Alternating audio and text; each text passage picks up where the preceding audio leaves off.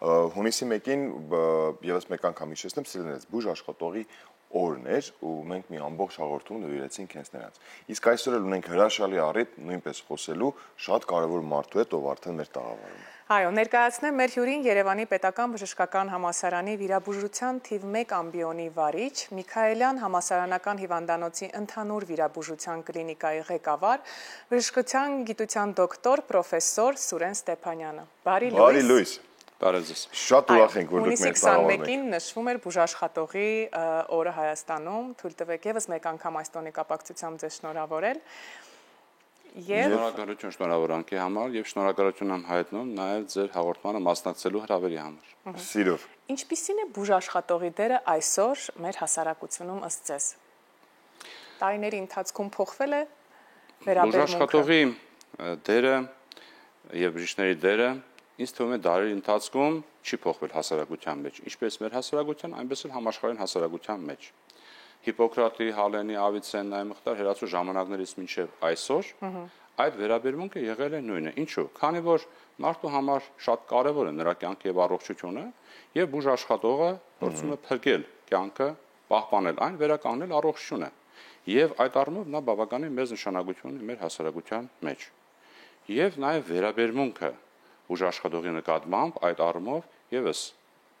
տևական ժամանակի ընթացքում փոփոխության չի ենթարկվել։ Բժիշկը իր ուրույն տեղը ունի եւ ավանդաբար նա արժանանում է հարգանքի իր աշխատանքի համար։ Միանշանակ կիսում ենք ձեր կարծիքը, բայց վերջին շրջանում կարծես թե մի քիչ ինչքան էլ տոնական է, բայց ամեն դեպքում համ դրական կողմերից խոսենք, համ մի քիչ էլ բացական կողմերից խոսենք, եթե դեմ չենք։ Առկա խնդիրների մասին խոսենք։ Ինչպիսի խնդիրների է այսօր բախվում բուժաշխատողը կամ բժիշկը։ Բուժաշխատողը եւ առանձնապես բժիշկները այսօր կարող են բախվել չհասկանալու խնդրի հետ, երբ ոչ բոլոր դեպքերում են ծանր իրավիճակներում հիվանդը կամ նրա հարազատները հասկանում իրավիճակի լրջությունը եւ ծանրությունը։ Եվ մենք լրատվամիջոցներից պարբերաբար տեղեկանում ենք, որ լինում են դեպքեր, երբ խանգարում են բժշկի աշխատանքը կամ նույնիսկ բռնություն են գործադրում նրա նկատմամբ։ Այո։ Բժիշկը պետք է ընդունենք, որ հասարակության լիիրավ անդամ է, ինչպես ուսուցիչը, իրավաբանը, ոստիկանը, ճարտարապետը, շինարարը եւ փրկարարը, եւ եթե բժիշկը պատասխան է տալիս իր գործած սխալների համար, իսկ համապատասխան հոդվածներ կան քրեական օրենսգրքում, որոնք դա նախատեսում են։ Ուրեմն օրենքը նաեւ պետք է պաշտպանի նրան։ Բայց ունենք մենք արդյոք պաշտպանող օրենքում ինչ-որ հստակ կետեր բժշկին։ Բժիշկների հստակ կետեր կարծում եմ այդպես մանրամասն ներկայացված կամ կոնկրետ ներկայացված չկան, նա պաշտպանվում է այնպես, ինչպես մեր հասարակության ցանկացած քաղաքացի, բայց պետք է այն դեպքերում, երբ նրա մասնագիտական գործունեությանը խանգարում են կամ բռնություն են գործադրում կամ մասնագիտական գործունեության հետ կապված նրան հետապնդման են ենթարկվում, դա պետք է պատժվի օրենքի ամբողջ խստությամբ։ Պատկերացրեք, որ խանգարեն օդաչուի աշխատանքը, փրկարարի աշխատանքը, չէ՞ որ նախատեսվում է որոշակի պատիժ դատավորի, նոտարի, մյուս մասնագետների աշխատանքը խանգարելու դեպքում։ Այս դեպքում եւս օրենքը պետք է պաշտպանի բժշկին։ Բնակ վերաբերմունքի առումով հասարակության մեջ ներկայումս ես նկատում եմ որոշ ծայրահեղ մոտեցումներ, ինչպես առանձնապես սոցցանցերում, ինչպես բուժաշխատողին բժշկին գովազդելու եւ փառաբանելու առումով, այնպես էլ նրան հանրավի մեղադրելու կամ ծանր քննադատության ենթարկելու առումով։ Ինձ թվում է այդ ամենը պետք է լինի ավելի շատ օրենքի դաշտում։ Համաձայն եմ ձեզ հետ։ Բայց պետք է բոլորն են համաձայն եւ գործողություններ այդ ուղղությամբ արվեն, որպեսզի շուտ մոտորերս հաջողության հասնենք։ Եվ քանի որ ձեր ոլորտը հենց վիրաբուժությունն է, խնդրենք մի փոքր գնահատել այդ ոլորտը, ինչպես է զարգանում Հայաստանում։ Վիրաբուժության տարբեր ճյուղերի զարգացումը Հայաստանում ավանդաբար եղել է ուշադրության կենտրոնում։ Չեմ սխալվի, եթե ասեմ, որ եղել է միշտ մեր Հայաստանի Հանրապետության պատմության ընթացքում կառավարության ուշադրության կենտրոնում։ Օրինակ խորհրդային շրջանում Հայաստանում ստեղծվել են վիրաբուժության ինստիտուտներ, բժշկական կենտրոններ, ինչպես ակադեմիկոս Միքայելյանի ստեղծած վիրաբուժության ինստիտուտը, կոլոպրակտոլոգիա ինստիտուտը, օրթոպեդիա եւ տրավմատոլոգիա ինստիտուտը, եւ այդ ինստիտուտների եւ տարբեր բժշկական կենտրոնների վիրաբուժական թիմերի աշխատանքի շնորհիվ այն զարգացել է։ Մեր հանրապետության վիրաբուժության զարգացման հիմքը տևական ժամանակ եղել են Երևանի պետական բժշկական համալսարանի վիրաբուժության ամբիոնների ստեղծած վիրաբուժական դպրոցները, որոնց գործունեության շնորհիվ պատրաստվել եւ դեպի գիտական, մանկավարժական եւ պրակտիկ գործունեություն են ուղեգրվել բազմաթիվ բժիշկներ մասնագետներ։ Շատ մեծ նշանակություն է ունեցել նաեւ Սփյուռքի մեր հայրենագիցների օգնությունը եւ ազդեցությունը մեր վիրաբուժության զարգացման մեջ։ Եթե ներկայումս Երևանում զարգացման մակարդակը մենք կարող ենք համարել լավ, մեր մոտ այժմ վիրաբուժությունը զարգանում է համաչափ, մեր ուժերին, հնարավորություններին համապատասխան։ Եթե մայրաքաղաքի վիճակը համեմատաբար լավ է, ապա որոշակի կադրային խնդիրներ կան մարզերում։ Ես կասեի շատ։ Եվ այո, բայց այդ մարզերը լուծվում են ինչպես առողջապահության նախարարության, այնպես էլ մարզերի բուժհիմնարկների եւ մարզերի ղեկավարության ջանքերի շնորհիվ, բայց այստեղ մենք ունենք էնտուզիաստ բժիշկներ մարզերում, որոնց աշխատանքի, նրանց գրագիտության, աշխատասիրության եւ ջանքերի շնորհիվ հաջողվում է մարզային հիվանդանոցներում բարձր մակարդակ ապահովել, ինչպիսիք են Արմեն Նասիբյանը Գյումրիում, Վանաձորում Գոգորյանը, Հովակիմ Գոգորյանը, Արմենակ Մելքումյանը Ճամբարակում, Հայկ Հովանեսյանը Մասիսում եւ Արտաշատում, Ազատ Ղուկասյանը Թալինում, Իջևանի,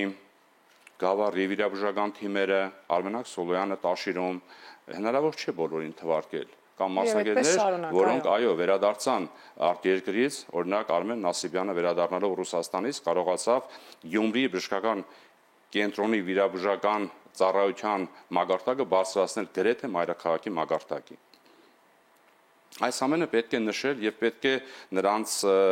երախտագիտության խոսք ասել, քանի որ այդ մարդիկ իսկական էնտուզիաստներ են։ Շնորհակալություն, նրանց նույնպես շնորհավորում ենք, շնորհակալություն ենք հայտնում նրանց երկար տարիների կատարած աշխատանքի համար, բայց վերադառնալով նորից մեր զրույցին, ինձ հետաքրքիր օրինակ կարեստական բանականությունների մասին ինչ կասեք։ Արդյոք դրանք մարտահրավեր են բժշկությանը, որովհետև գուցե հատկապես ձեր մասնակցության առումով մոտ ապագայում ռոբոտներ հայտնվեն վիրաբույժների փոխարեն։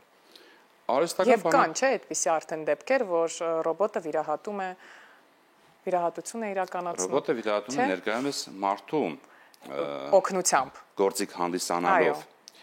բայց արհեստական բանականությունը մտնում է տնտեսության բոլոր ոլորտներ, այդ թվում նաև բժշկություն։ Ճիշտ է, դեռ երկար ժամանակ որոշում ընդունողը եւ կարևոր միջամտություն կատարողը լինելու է բժիշկ մարդը, բայց նա աստիճանաբար որոշակի գործառույթներ կփոխանցի բժիշկ ռոբոտին։ Օրինակ, պացիենտի տվյալները գրանցելը, որոշ բարձ ախտորոշիչ միջամտություններ կատարելը, նույնիսկ ասիստենցիան վիրահատության ժամանակ, երբ ինչ-որ մեկը պետք է վիրաբույժին օգնի այդ վիրահատության ժամանակ։ Եվ դա դառնալու է ժամանակի հրամայականը։ Եթե արհեստական բանականությունը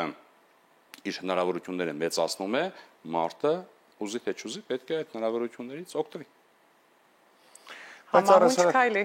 Բայց ես ախր մեկ էլ արվում եմ մի քիչ վախենում։ Եթե մենք եկել ենք արդեն այս օրեր ու արդեն նորմալ ենք նայում, որ դե գրանցում է մի քանի, չգիտեմ, ինչ-որ այտենց միջամտություն է, գուցե վիրաբույժն էլ օգտի կողքից ռոբոտը, կանցնի մի քանի տարի, կանցնենք դե բժիշկ մեզ պետք չի, ռոբոտներն արդեն անում են այդ ամեն ինչը, ռոբոտների դարաշրջան կգա։ Մի թողեք էլի դրանք շատ ակտիվանան։ Հատկապես օրինակ ինձ հետաքրքիր է նաև այն առումով, որ շատ դեմ է, շատ։ Մի քիչ մտավախություն կա, կարծես թե, որ երիտասարդների կողմից վիրաբուժության նկատմամբ գուցե սխալ գիտեմ, բայց նկատվում է մի քիչ պասիվություն։ Այ հիմա մենք այդ հարցի պատասխանը կստանանք։ Երիտասարդ մասնագետները ներկայումս ավելի մեծ ուշադրություն են դարձնում ախտորոշման բնագավառին, նվազինվազին միջամտությունների բնագավառին, վիրաբուժության մեջ նրանք ավելի հակված են գնալ դեպի պլաստիկ եւ վերականգնողական վիրաբուժություն։ Գիտեք, վիրաբուժության ճյուղեր կան, որոնք պահանջում են ծանր ֆիզիկական աշխատանք եւ տևական լարվածություն։ Եվ դա հասկանալի է, որ կարող է երիտասարդ մասնագետը խուսափել այդ բնագավառից։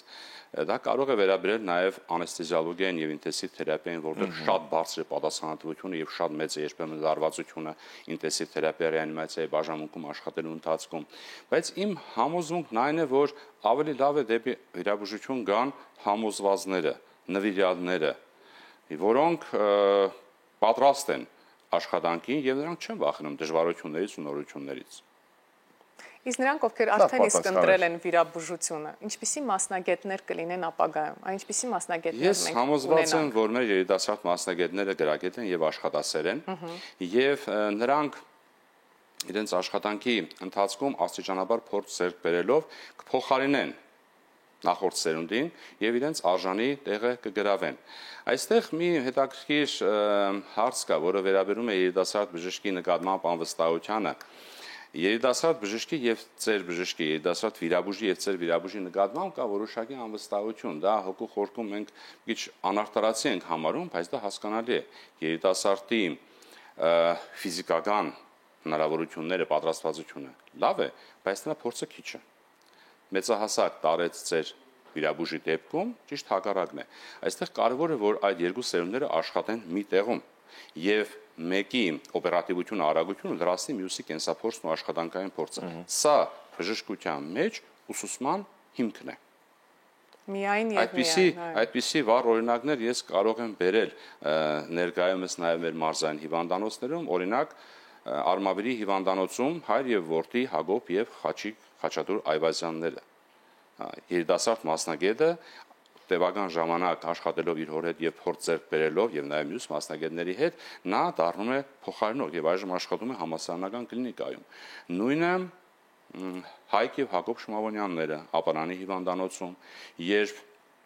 որդին սովորելով եւ օգնելով նաեւ իր հորը բավականին երկար ժամանակ օգնելով նրան փորձ է ձեռք բերել եւ ներկայումս նա արդեն աճել է եւ նույնպես աշխատում է համալսարանական հիվանդանոցում եւ երկուսն էլ աշխատում են վիրաբուժության ամբիոնում։ Այս սերունդների համագործակցությունը պետք է անխախտ լինի եւ պետք է տևական լինի, որովհետեւ երիտասարդ մասնագետը կարողանա կայանալ եւ կարողանա մեծ փորձ ձեռք բերել աշխատանքի։ Բայց երբեմն նաեւ լինում է, երբ որ երիտասարդից են ավակ սերունդը շատ բաներ դա էլ կարող է սովորում եւ վերջնում։ Այդպիսի տարբեր օրինակներ կան, երբ միասին աշխատելով նրանք կարողանում են իրար փոխ լրացնել։ Իմ ուսուցիչը պրոֆեսոր Ափոյանը տասնամյակների ընթացքում պատրաստել է մասնագետներ, որոնք աշխատում են Հայաստանում եւ արտասահմանում։ Նշանավոր անեսթեզիոլոգ Արիս Սարուխանիշ Ղազարյանը եւս կողքի աշխատելով երիտասարդների հետ պատրաստեց եւ այժմ նրա աշակերտները ապահովում են անեսթեզիոլոգիա ինչպես Հայաստանում, այնպես էլ արտասահմանում։ Այսօր մենք անուններ շատ թվարկեցինք, քանի որ բժշկության երախտավորներին նշելը պետք է լինի նաև ինչ-որտեղ անվանական։ Հնարավոր չէ բոլորին նշել, բայց պետք է նշել այն մարդկանց, որոնք ունեն մեծ վաստակ եւ նրանք օրինակ են ծառայում։ Իհարկե, բայց ձեր խոսքի մեջ դուք հիմնականում ավակ սերնդին անդրադարձաք, ինչը շատ ողջունելի է, մեր շնորհակալությունն ու խոնարհումը նրանց, բայց երբեմն բուժարուները հանդիպում են երիտասարդ բուժ աշխատողներին, բժիշկներին, եւ այդ երիտասարդությունը կարծես թե նաեւ բուժարուին անվստահություն է ներշնչում։ Այս սրա մասին ինչ կասեք։ Այդ անվստահությունը Առաջներից մեկը ես եմ եղել, երբ որ պատանի էի, իմ օրինակով եմ բերում ձեզ։ Երբ որ ինձ տանում են վիրահատարան, տեսա բոլորը երիտասարդ են, ասում եմ փորձառու, նորմալ բժիշկ չկա, խնդրում եմ, այս պրակտիկանտներին։ Բայց ոչ բոլորն են այդպես մտածում։ Եվ հետո երբ որ արդյունքը տեսա, հասկացա, որ չէ, շնորհակալություն, որ երիտասարդներն էին, ու նրանց հետ մինչև այսօր ընկերություն եմ անում։ Ես հասկանում եմ մեր բուժարուների բավականին զգույշ, որոշ դեպքերում քննադատական զգուշավոր մոտեցում է երիտասարդ մասնագետի նկատմամբ, բայց մեր բոլոր երիտասարդ մասնագետներին ես խորհուրդ կտամ, որ նրանք միշտ իրենց աշխատանքի ընթացքում համագործակցեն փորձված մասնագետի հետ։ Երբ բուժարուն տեսնում է երիտասարդի կողքին նաև փորձված մասնագետին, նա ավելի հանգիստ եւ վստահ է լինում եւ ավելի ապահով է լինում։ Բայց համոզված եղեք, որ մեր երիտասարդ մասնագետների մեծ մասը ունեն բավականին փորձ, նրանք տիրապետում են իրենց մասնագիտության եւ գործնական մասին, եւ տեսական մասին, եւ պետք չէ նրանցից վախենալ, բոլոր դեպքերում հակառակ դեպքում նրանց չէին վստահի ուղղակի այո, բոլոր դեպքերում կարելի է հարցը քննարկել այդ մասնագետների հետ եւ համոզվածության դեպքում շարունակել նրանց հետ։ Որն է ձեր կարևոր խորհուրդը մեր ապագա վիրաբույժներին։ Մեր ապագա վիրաբույժներին եւ բոլոր բժիշկներին ես խորհուրդ եմ տալիս ինչպես շատ կարդալ, այնպես էլ վերապատրաստվել եւ ծանոթանալ տարբեր բժշկական դպրոցների աշխատանքներին։ Գիտեք, Բժշկությունը այնպիսի բնագավառ է, որտեղ միայն կարդալով մասնակից չես դառնա եւ միայն ուրիշի աշխատանքը դիտելով, ուրիշի աշխատանքին հետևելով մասնակից չես դառնա։ Պետք է կարողանալ այս երկուսը համակցել եւ համակցել արդյունավետ ձևով։ Այդ դեպքում մասնագետը կստացվի ավելի, ինչպես դուք նշեցիք, ավելի վստահելի եւ ավելի փորձված։ Դուք խորհուրդ կտայիք, որ ձեր կներեք, չգիտեմ, գուցե արդեն շարունակում են եկող սերունդը նույնպես շարունակի, քանի որ գիտեմ, որ ձեր հայրիկի շարունակությունը դուք եք կարելի է ասել։ Այո, իմ երեխաները եւս գնացին դեպի բժշկություն, այո, եւ հիմա նրանք սովորում են բժշկական մասնագիտություններ։ Իսկ որ ուղղությունն են ընտրել, վիրաբուժություն նորից։ Բայց դա իրենց ընտրությունն է եղել, թե ստիպված, քանի որ տոհմը այդպես է գալիս։ Ոչ, բոլոր դեպքերում երեխային պետք է հնարավորություն տալ ընտրելու եւ չպետք է ստիպել, որ նա չուզենալով, չկամությամբ գնա դեպի որևէ մասնագիտություն։ Հատկապես բժշկություն։ Այո, հատկապես բժշկություն։ Թող մասնագիտությունը ինքը ընտրի։ Շատ լավ, մենք եւս մեկ անգամ ուզում ենք շնորհավորել ձեր գլխավորությամբ մեր բոլոր բուժաշխատողներին, այս տարիների ու այս դարավոր մասնագիտության կրողներին, նրանց արած աշխատանքի համար, նրանց օր ու գիշեր 24/7 գրաֆիկով աշխատելու համար դուք շատ մեծ աշխատանք եք անում, իսկ դա միմիայն շնորհակալության է արժանի, չգիտեմ, մեր մեծագույն շնորհակալությունը խոնարհում է ձեզ ելի բուժաշխատողներ, քանի որ խոսեցինք շատ տարբեր թեմաներից, այստեղից հետևություն նաև արեցի, որ դուք լավ համացանցում, այսպես ակտիվ եք նաև, հետևում եք երիտասարդները, թե ինչով են նոր տրենդներ, հասկացողություններ, վստահ եմ, որ ծանոթ կլինեք նաև նորմալ է, թե նորմալ չէ տրենդին, երբ որ հարց են տալի, ասում են օրինակ նորմալ է, երբ որ բուժարուն գալիս է ու չի թողնում բժիշկը խոսի, կամ այո կամ ոչ են պատասխանում, այս տրենդին նորմալ է թե չէ, ծանոթ չեք, հենց հիմա կծանոթանանք միասին դիտելով տեսանյութը, որտեղ բժիշկներն են պատասխանում։ Շատ հետաքրքիր շարք է, մեր գործընկերուհի Նարինեն է պատրաստել, վստահ եմ ձեզ էլ կհետաքրքրի ու մի շարք այլ Ձեզ եւս մեկ անգամ ուզում ենք շնորհակալություն հայտնել, որ առավոտը սկսեցիք մեզ հետ, իսկ մենք դիտենք տեսանյութը, սիրելի հեռուստադիտողներ։